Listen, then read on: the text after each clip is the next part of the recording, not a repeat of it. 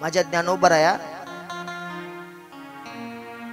ज्ञानोबरायाच्या आई वडिला ज्यावेळेस वाळीत टाकलं, सांगितलं तुम्हाला जर वाटत असेल तुमच्या मुलाला या समाजानं स्वीकारावं तर तुम्हाला देहांत प्रायश्चित्त घ्यावा लागेल, देहांत प्रायश्चित्त घ्यावा लागेल असं सांगितल्याच्या नंतर विठ्ठलपंत आम्ही देहांत प्रायश्चित्त घ्यायला तयार आहेत, आम्ही हे जग सोडायला तयार आहेत, पण आमच्या लेकराला त्रास नाही होणार, आमच्या लेकराला त्रास नाही होणार.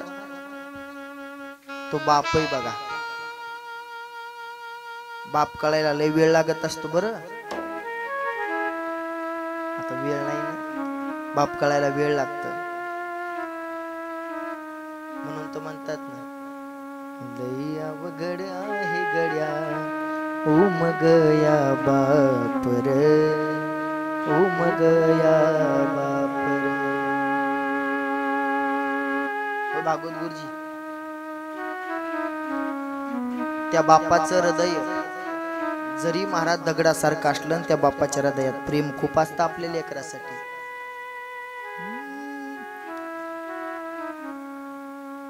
त्या बापाच्या हृदयामध्ये खूप प्रेम असतं बघा. विठ्ठलपंत आता आमच्या राम महाराजाची इच्छा होती बापाचं गीत म्हणावं, पण इकडे 8:15 वाजत चालले, तिकडे फोन चालू झाले, मी तरी काय करू बाबा आता, म्हणून आपण परत उद्या कधी म्हणू. कारण विठ्ठलपंताने एकदा लेकराकडे बघितलं आणि पत्र लिहिलं, बाळा हो इथून पुढे सुखानं राहा बरं, तुमची आई नाही तुमचे बाबाही नाहीत, या समाजानं तुम्हाला स्वीकारावं म्हणून आम्ही स्वतःचं देहांत प्रायश्चित्त करू, आम्ही देहांत प्रायश्चित्त केल्याच्या नंतर हा समाज तुम्हाला स्वीकारण. पत्र लिहित होते. निवृत्ती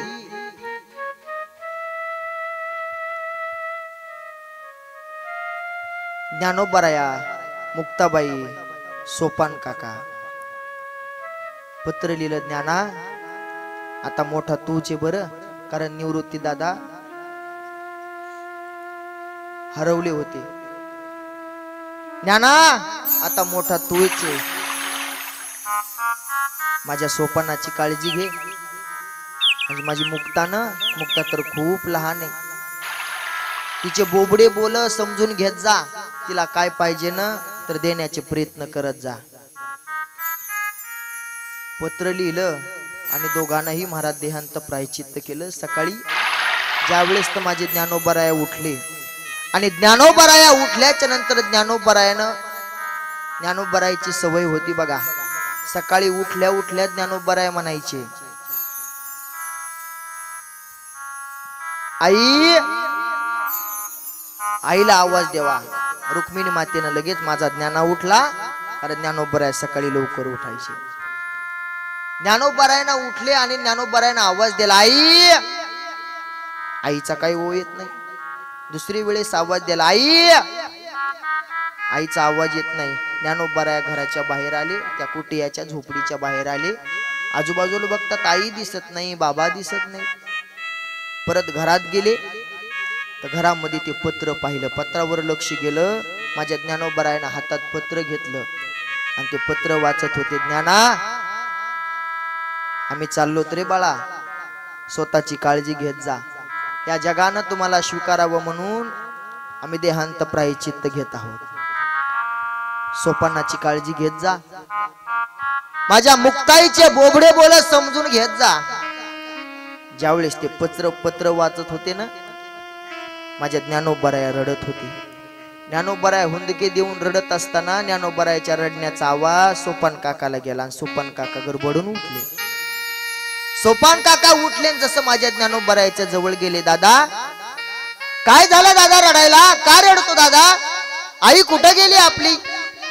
आजूबाजूला बघतात आई दिसत नाही. बाबा, ज्ञानदा का रडतो बाबा? बाबाला आवाज देतात, बाबाही दिसत नाहीत, आई दिसत नाही. परत सांग ना ज्ञानदा का रडतो, सांग ना दादा.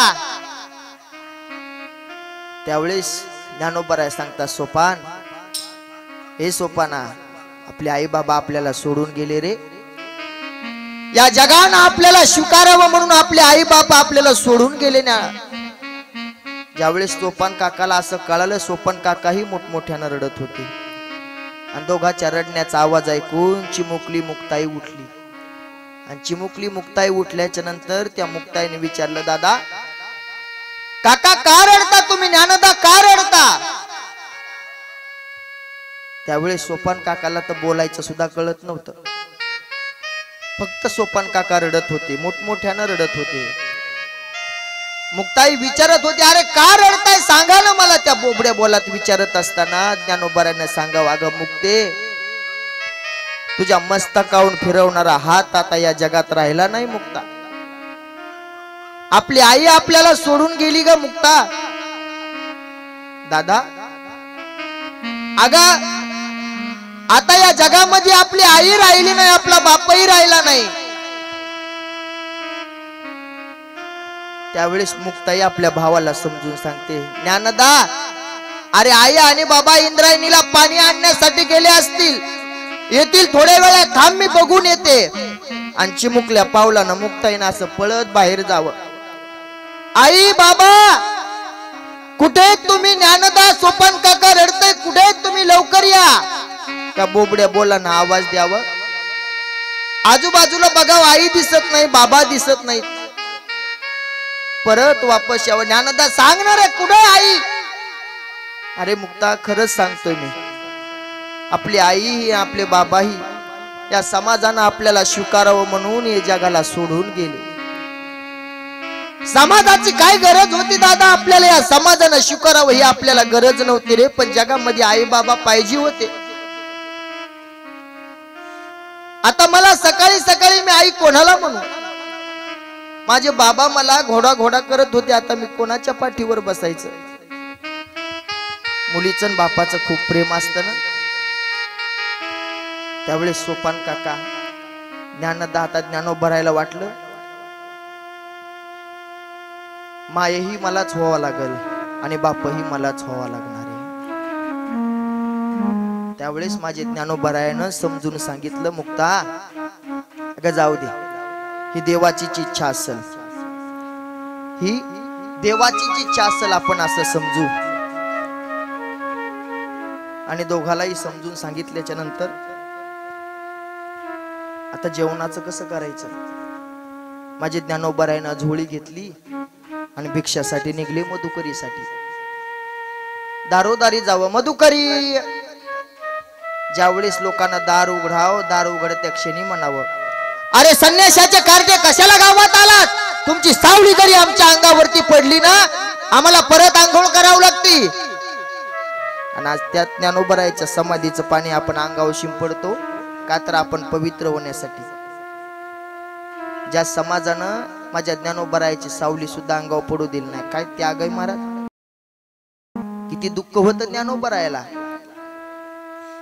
ज्ञानोबरायाला दोन घरची मधुकरी भेटली ना, जर मधुकरी आणत असताना या समाजाला देखवलं नाही, ज्ञानोबरायाची झोळी घेतली आणि मातीमध्ये तुडवली. आणि मातीमध्ये तुडवल्याच्या नंतर कळालं, अरे अन्न खाण्याची तुमची लायकी नाही, तुमच्या माय बापानंच माती खाल्ली, तुम्ही अन्न का खाता? या समाजानं बोलावं. महाराज ज्ञानोबरायाला असे एवढे कठोर शब्द बोलतात. आमच्यासारख्या महाराज लोकाला बोलल्याच्या नंतर आम्हाला का राग येऊ देवा? मला असं वाटतं एखाद्या वेळेस महाराजाला कोणी जर बोललं ना, त्यानं ज्ञानोबरायाचं चरित्र ध्यानात धरायचं. माझ्या तुकोबरायाला काठीनं मारलं, माझ्या तुकोबरायाचं चरित्र ध्यानात आणायचं. आपल्यावरती कोणी हात उचलायला तर तयार नाही. अरे आपल्याला तर कोणी बोलत नाही. आज त्या ज्ञानोबरायाचे लेकरं म्हणून आपली पूजा करतात आणि आपल्याला थोड्या थोड्या शब्दाचा राग यावा का? महाराज ज्यावेळेस ज्ञानोबराया असं करू नका हो, माझ्या मुक्ताला भूक लागलेली, असं करू नका, मायबाप तुमच्या पाया पडतो. पण नाही ऐकला हो, हा समाज नाही ऐकला. ज्ञानोबरायानं तशीच मातीत भरलेली ती मधुकरी न्यावं. राग आला ज्ञानोबरायाला. आणि जसं महाराज सिद्ध बेटामध्ये ज्ञानोबराय गेले, कुटियामध्ये जाऊन ताटी लावली. ताटी लावल्याच्या नंतर ज्ञाना ज्ञानदादा असा रागानं का आला? आणि ती चिमुकली मुक्ताई ज्यावेळेस खिडकीतून पाहते ना, आणि खिडकीतून पाहत असताना ज्ञानोबरायाला राग आलेला पाहते. ज्ञानोबरायाला रडताना पाहताना ती मुक्ताई सांगते, ज्ञानदा रे काय झालं? तुला या समाजाने त्रास दिला, हे समाज रागवला तुझ्यावरती, गावातले लोक बोलले ना तुला? अरे आपण साधू आहात, तुम्ही योगी आहात, आणि योग्याचे काय लक्षण आहेत? चिमुकली मुक्ताई ज्ञानोबरायाला सांगते, योगी पावन मनाचा, योगी पावन मनाचा, योगी पावन मनाचा, योगी पावन मनाचा, साहे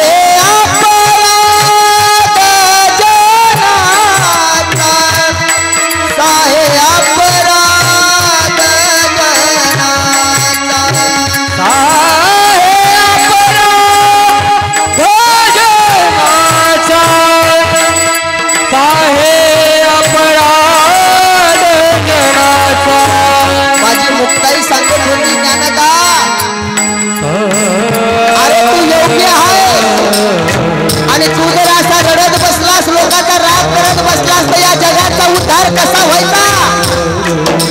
ताई समजून सांगते, या जगाचा अपराध सहन करण्यासाठी तर आपण अवतार घेतलेला आहे. साहे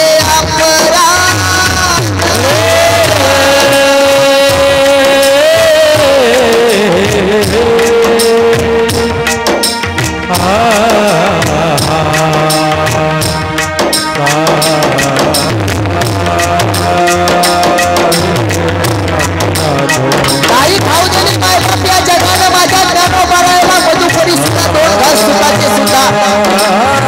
एक वेळेस माझ्या ज्ञानोबरायाला मांडे खाण्याची इच्छा झाली.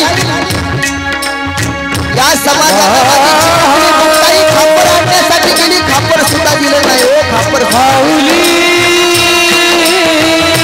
मुक्ताई रडत होती, दादा अरे माझ्या हाताने मांडे खाण्याची इच्छा होती,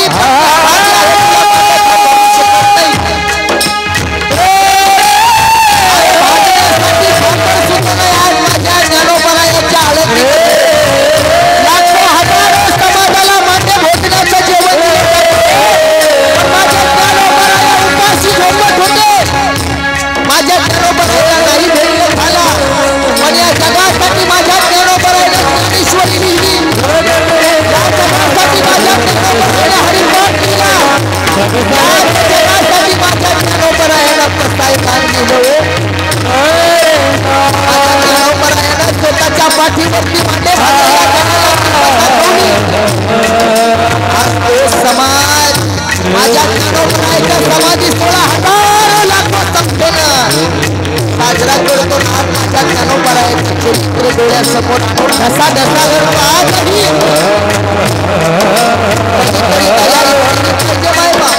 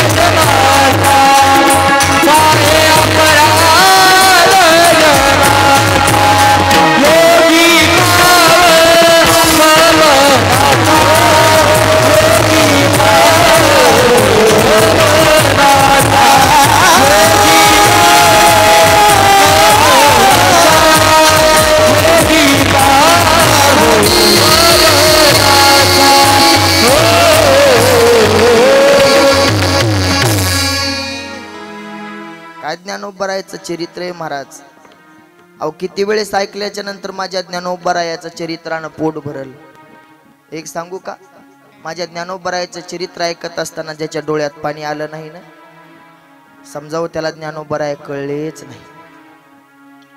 अहो कितीही दगडाच्या काळजाचा माणूस असू द्याव, त्या ज्ञानोबरायचं चरित्र ऐकलं की डोळ्यात पाणी येतं. सांगणाऱ्याला सुद्धा जीभ चालत नाही. हो काय ज्ञानोबरायचं जीवन होतं. त्या ज्ञानोबरायाच्या पायाची माती सुद्धा नाहीत आपण, पण त्या ज्ञानोबरायाचं त्या तुकोबरायाचं नाव घेतो ना, लोक आम्हाला पैशाचा हार घालतात. काही लायकी नाही महाराज आमची एवढे पैशाची हार घालणं, एवढे फुलाची हार घालणं. अहो त्या ज्ञानोबरायासारखं आम्ही तिळभरही जीवन जगू शकत नाही हो. फक्त त्या ज्ञानोबरायाचं जीवन चरित्र ऐकतो, त्या ज्ञानोबरायाचं नाव घेतो तर लोक एवढी किंमत करतात. काय असेल माझ्या ज्ञानोबरायाचं जीवन. ज्ञानोबरायाला वाटलं असेल कदाचित या समाजाचा त्रास मी सहन करेल, पण भविष्यामध्ये माझे जे वारकरी आहेत ना, त्या वारकऱ्याला तरी सुखाचे दिवस येतील. म्हणून तर पाहणं, माझ्या ज्ञानोबरायाची ज्याला ज्ञानेश्वरी कंठस्थ आहे ना, माणसं त्याला खूप किंमत देतात. अहो माझ्या ज्ञानोबरायाची ज्ञानेश्वरी पाठ आहे त्यांना. माझ्या ज्ञानोबरायाचं ज्ञानेश्वरीचं चिंतन जो कोणी सांगतो ना, महाराज ज्ञानोबराया त्याची पूजा, सर्व हा समाज ज्ञानोबरायाचं जीवन चरित्र सांगतो ना, हा समाज त्याची पूजा करतो. माझ्या ज्ञानोबरायाच्या ज्ञानेश्वरीच्या एका ओळीवरती 8-8 दिवस महिना बोलणारे आपल्या महाराष्ट्रामध्ये खूप मोठे मोठे विद्वान कीर्तनकार कथाकार आहेत महाराज. आपण भाग्यवान आहेत. आपण ज्ञानोबरायाला पाहिलं नाही, पण आपण भाग्यवान आहेत हो. त्या ज्ञानोबरायानं ज्ञानेश्वरी आपल्यासाठी ठेवली. आपण भाग्यवान आहेत, त्या ज्ञानोबरायानं हरिपाठ आपल्यासाठी ठेवला महाराज. मला तर असं वाटतं मी ज्ञानोबरायाचा समाधी सोहळा कधी सांगू शकत नाही, कारण आपल्याला शब्द सुचणार नाहीत महाराज. ज्ञानोबरायाचं जीवनच जर एवढं दुःखाचं असेल, तर समाधी सोहळ्याच्या वेळेस तर काय प्रसंग असेल तो. सर्व संत मंडळी माझ्या ज्ञानोबरायाच्या आळंदीला येतात. जगाचा मालक माझ्या ज्ञानोबरायाच्या आळंदीला येतात आणि ज्ञानोबरायाला काय मागा म्हटल्याच्या नंतर ज्ञानोबरायानं सांगतात, आता समाधी घेण्याची इच्छा आहे. त्यावेळेस जगाच्या मालकानं माझ्या ज्ञानोबरायाला समाधी द्यावं. त्यावेळेस निवृत्तीनाथ दादानं सांगाव, ए पांडुरंगा, आमचा बाप आम्हाला सोडून गेला ना, एवढं दुःख नाही झालं. आमची आई आम्हाला सोडून गेली, एवढं दुःख नाही झालं रे.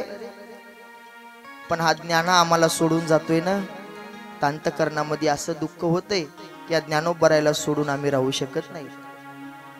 मुक्ताई तर असं बोलत होती महाराज, ज्ञानदा, अरे आई गेल्याच्या नंतर तू सांगितलं होतं की अरे मुक्ता, आई गेली म्हणून काय झालं, मी तुला आई सारखा जीव लावन. तूच म्हणला होता बाबा गेले म्हणून काय झालं, मी तुला घेऊन फिरेल खांद्यावरती. आता तू गेल्याच्या नंतर मी कोणाला आई म्हणायचं, कोणाला बाबा म्हणायचं. मुक्ताबाईचं चरित्र पण खूप दुःखात आहे बरं. ज्यावेळेस असं सर्वजण बोलत असताना प्रत्येक भक्ताजवळ ज्यावेळेस माझा पांडुरंग परमात्मा जातो ना, देवासाठी रडणारे भक्त हजारो पाहिले असतील तुम्ही.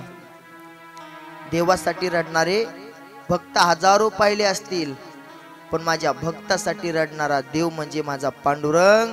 तो भक्त फक्त माझा ज्ञानोबराय आहे. माझ्या ज्ञानोबरायासाठी महाराज जगाचा मालक पांडुरंग परमात्मा ढसा रडाव. रुक्मिणीनं सांगाव, अरे देवा, अरे तुझ्यासाठी सर्व समाज रडतो, सर्व भक्त रडतात आणि तू रडतो.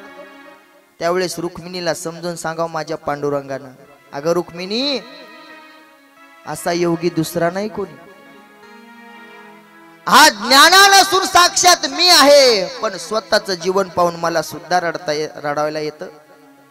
कारण नामदेवरायाला सांगतात ना माझा पांडुरंग, देव म्हणे नामा पाहे, ज्ञान देव मीची आहे, तो आणि मी नाही दुजा, ज्ञान देव आत्मा माझा. ज्ञानोबराया कोणी दुसरं वेगळं नाही, तो आणि मी एकच आहे. माझे ज्ञानोबराया आणि मी एकच आहे. मग रुक्मिणी माता म्हणते, जगाचा मालक जर या देवासाठी रडत असल, जगाचा मालक जर या ज्ञानोबरायासाठी रडत असल, तर मी विचार करते ह्या ज्ञानोबरायाला जिनं जन्म दिला तिची कुस किती पवित्र असेल, किती पवित्र असेल महाराज. रुक्मिणी माता वर्णन करते, म्हणून महाराज आपल्या पोटी जर संतान चांगली यावी असं जर वाटत असन, तर माझ्या ज्ञानोबरायाच्या ज्ञानेश्वरीचं पारायण करत जा. ज्यावेळेस भगवंताच्या कृपा आशीर्वादानं तुम्हाला प्रसाद भेटेल ना, आणि तुम्ही गर्भसंस्कार सांगतात ना, त्यामध्ये ज्यावेळेस तुम्ही गर्भवती असताल त्यावेळेस माझ्या ज्ञानोबरायाचे होईल तेवढे ज्ञानेश्वरीचे पारायण करा. नक्कीच माझ्या ज्ञानोबरायासारखा ज्ञानी पुत्र जन्म घेतल्याशिवाय राहणार नाही. बघा, आजही या जगामध्ये माझे ज्ञानोबराय जन्म घेतील, पण आईला माझ्या रुक्मिणी मातेसारखं ज्ञानोबरायानं जन्म कशासाठी घेतला, काय केलं होतं रुक्मिणी मातेनं? असं सांगतात की 1.25 लाख प्रदक्षिणा सुवर्ण पिंपळाला घातल्या होत्या सिद्धेश्वराची पूजा करत. त्यावेळेस महाराज ज्ञानोबरायासारखा पुत्र जन्माला आला.